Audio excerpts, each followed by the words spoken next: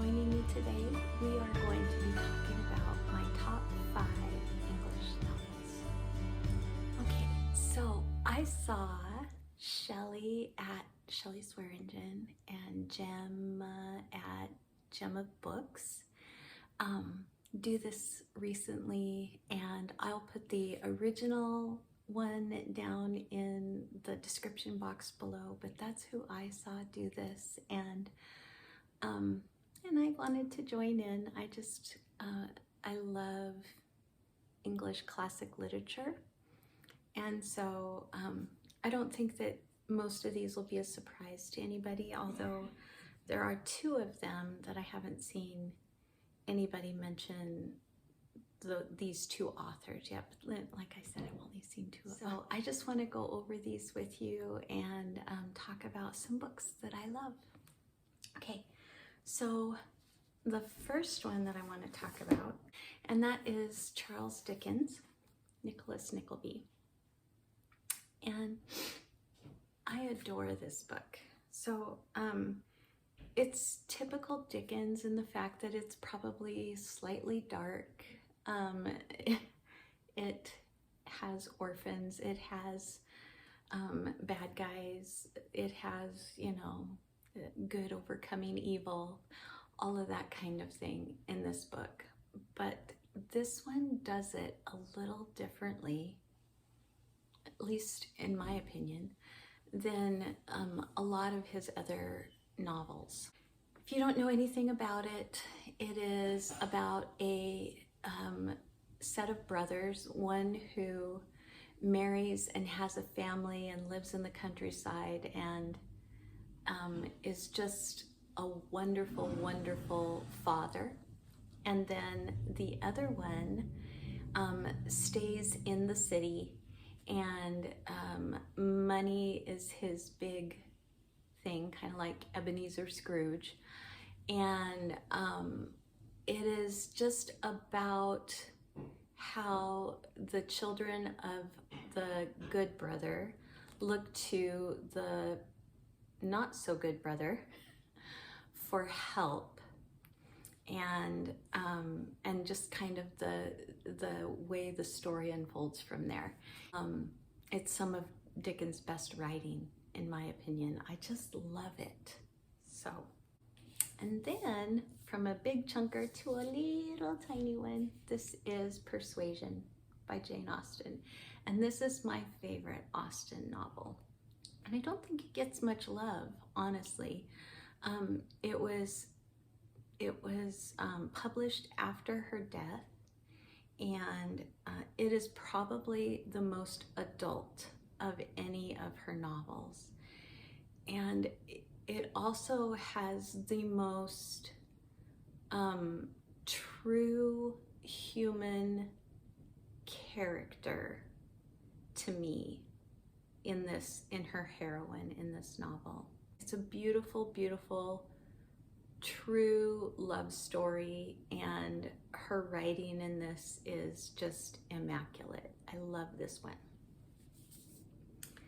Okay, and then my next one, I actually can't find my copy of, and I'm really sad. I might just have to order a new one. And that is Wives and Daughters by Elizabeth Gaskell. And Gaskell gets compared to Austen all the time. I don't think she's anything like Austen, personally. I mean, they're set in the same time period. They might be contemporaries. I don't even know that for sure. But I find that Gaskell is willing to talk about subjects in a way that isn't quite as flippant. I don't know if flippant is the right word. There's more weight to serious emotion in Gaskell's novels than there is in Jane Austen's. So Jane Austen might have people that die in her novels, but she doesn't really deal with grief. She might have, or there might be grief, but it's just barely touched on. It's not really one of the central themes. and we don't talk about why, and we don't talk about what's important about these things. And Gaskell does that. Wives and Daughters, she didn't get to finish. It's also her final novel, and she died before it was completely finished. And I kind of love that about it. I love the fact that some of the rest of the story is just left up to us to hope for, to imagine. Okay, and then, and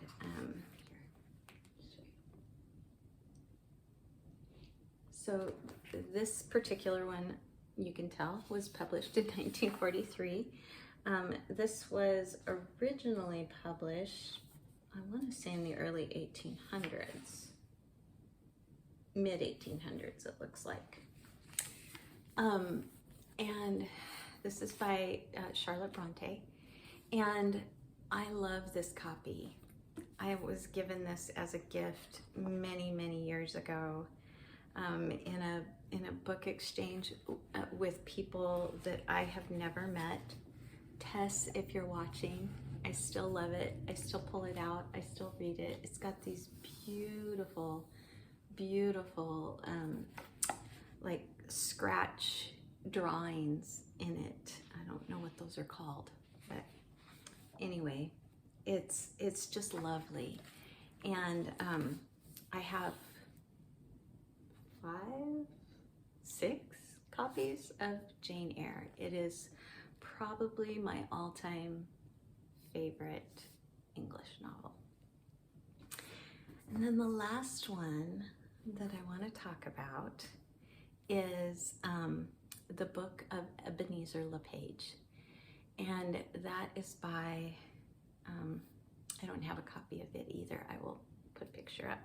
It's by Edwards, but I can't remember its initials at the beginning. I can't remember. But I feel like this novel is so unknown. So this one is a very real look at one man's life on the island of Guernsey in the English Channel, and how much he wants things to change when he is young, and some of the changes that he strives for as he grows older, and then when he is old, almost how he regrets some of the modernization and things that have happened. And it's just this look across the years of his life, and it's absolutely beautiful.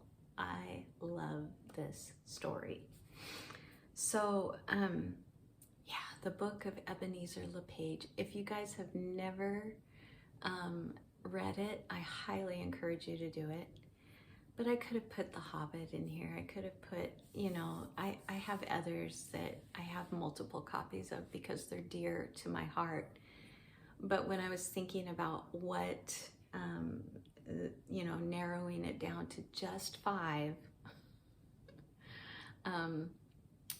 I thought about, I tried to take number 1, the first of an author's work that came to my mind, and then number 2, I tried to think about why I liked a book, and is it something that I had to read multiple times in order to get to like it, or was it something that I liked the very first time and it sticks with me and I've never read it again, but I have, you know, just been able to hold on to some of the stuff in it. And for the Book of Ebenezer, I've only read it one time, and I read it when I was in my early 30s, and so that was, you know, 20 years ago, and I've never forgotten it. Those are going to be my answers, those 5. So we have We have Nicholas Nickleby. We have Jane Austen's Persuasion. We have Jane Eyre by Charlotte Bronte. Wives and Daughters by Elizabeth Gaskell. And the Book of Ebenezer by something Edwards. So thank you so much for joining me today. I know this was a short one, but I hope that others will run with this idea. This, I guess we could call it a tag.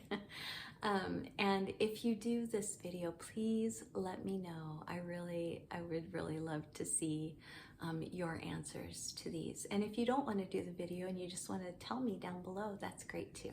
Thanks for joining me, everybody.